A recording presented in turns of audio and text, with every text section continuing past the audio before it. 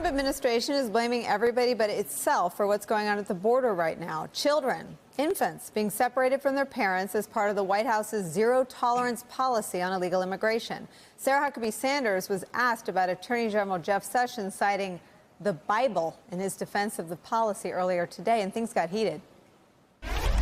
I can say that it is very biblical to enforce the law. That is actually repeated a number of times throughout the Bible. However, this hold on, Jim, if you'll let me finish. Again, I'm not going to comment on the attorney's specific comments that I haven't seen. It's in the Bible to follow the law. That's not what I said, and I know it's hard for you to understand. Even short sentences, I guess, and please don't take my words out of context, but the separation of illegal alien families is the product of the same legal loopholes that Democrats refuse to close, and these laws are the same that have been on the books for over a decade, and the president is simply enforcing them. It's policy change from handling them as civil matters to criminal prosecution. It's not a policy change to enforce the law. That's been this administration's policy since the day we got here. In April that he was going to make from handling it as a civil matter. It has been our administration's policy. Our administration said it was a deterrent. They're separating families to deter people from coming here illegally. Our administration has had the same position since we started on day one, that we were going to enforce the law. I know it was something that wasn't high on the priority list in the previous administration, but it is on ours. You're a parent. Don't you have any empathy for what these people are going through? They have less than you do. Guys, Sarah, come on, settle down. Seriously. I'm trying to be serious, but I'm not going to have you yell out of turn. Jill, please call. It's a law, and they have, these people have nothing. Hey, Brian, I know you want to get some more TV time, but that's not what this is about. If I want to recognize you, go ahead, Jill. It's been a while since I've unloaded on one of these, but that was unbelievable. First of all, it is a policy change, so that's lie 4072, told from the White House podium.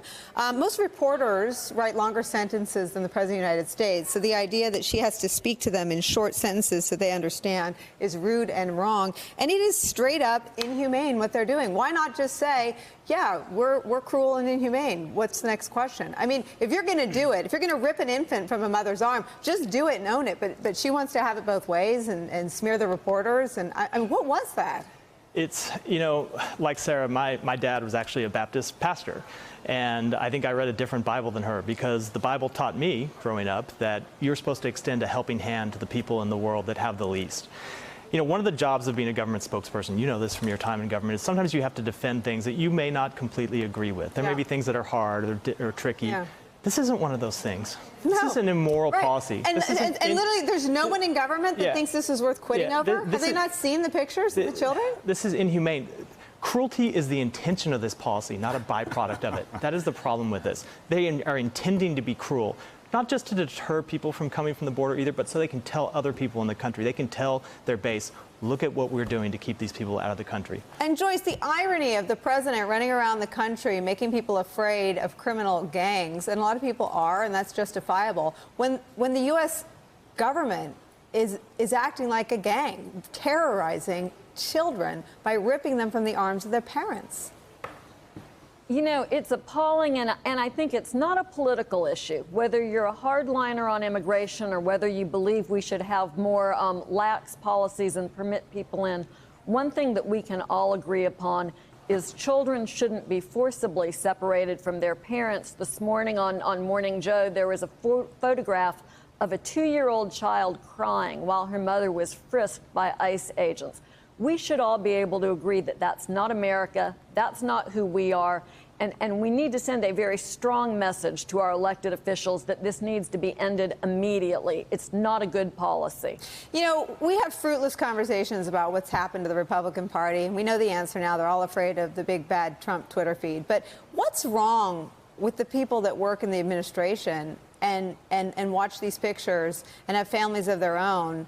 And this will be on their resume forever. I work for the administration that was responsible for the policy that ripped young children out of their mother's arms. Well, truly what you do for the least among us, you do for me. That's Matthew 25. That should have been a part of the Republican Party platform for its whole life. Instead, we lightened up on Russia and I think that, I mean, you make this point that there isn't anybody who takes a moral risk anymore in the Republican Party and says, you know what, violates everything I stand for as a human being, not even just my party. I'm going to resign for this. I'm going to protest this. I just don't understand why that doesn't come up at all. And you know, it's like, truly have you no decency, sir? Why is there not somebody saying that every day? And it was Ronald Reagan who enacted amnesty, and George W. Bush who fought for comprehensive immigration reform, which included amnesty. There have been Republican leaders who have tried, but it is the direction of the party to somehow be complicit in this. Yeah, those days of the Republican Party are over. There are a few moderates in the House of Representatives, there are a few in the Senate who are still advocating for comprehensive immigration reform, but there's no real push for it. I think the push is coming from the top down, and it is a push, as I said, to be cruel to immigrants. It's not just to not let them in the country, it's to be cruel. One of the smartest things I ever heard anyone say about Donald Trump is he may not be able to do anything for the people in the Midwest who supported him. He may not be able to do anything to improve their lives, but he can sure do something to punish the people that they don't like, and that's what he's doing here. And remember, Ronald Reagan used to say, Hispanics are Republicans, they just don't know it yet. Yeah.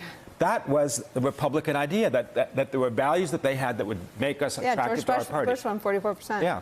Hey there, I'm Chris Hayes from MSNBC. Thanks for watching MSNBC on YouTube. If you want to keep up to date with the videos we're putting out, you can click subscribe just below me, or click over on this list to see lots of other great videos.